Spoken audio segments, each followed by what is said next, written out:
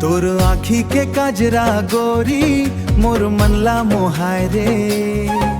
तोर आँखी के काजरा, तोर मिठ मिठ बोली सुन के निंदिया उड़ जाए रे। ओ रानी तै तो हंस के का जादू चलाए रे।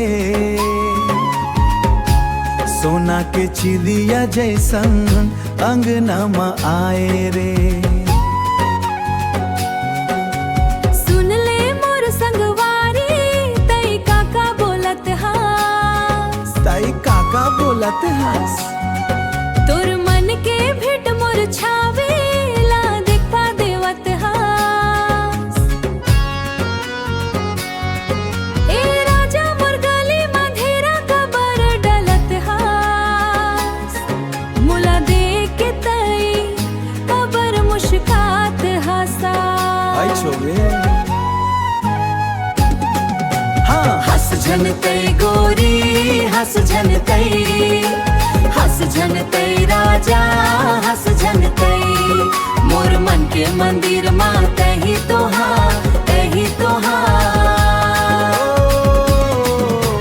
सोना के सूर चमकात सान चमकत हास। हे सोना के योर चमकात हास।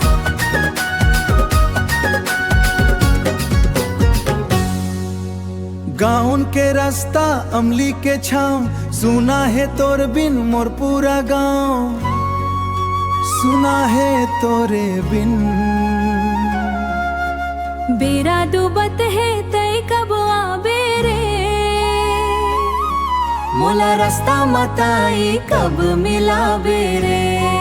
मोला रास्ता मत हाँ। हस झन तय गोरी हस झन तय, हस झन तय राजा हस झन तय।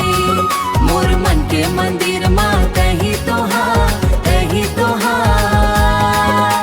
सोना के सूरज रज जैसा चमकत हार।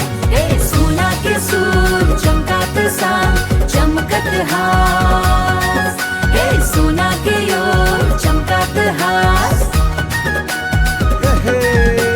चमकत हस मोर संगवारी तही तो हस।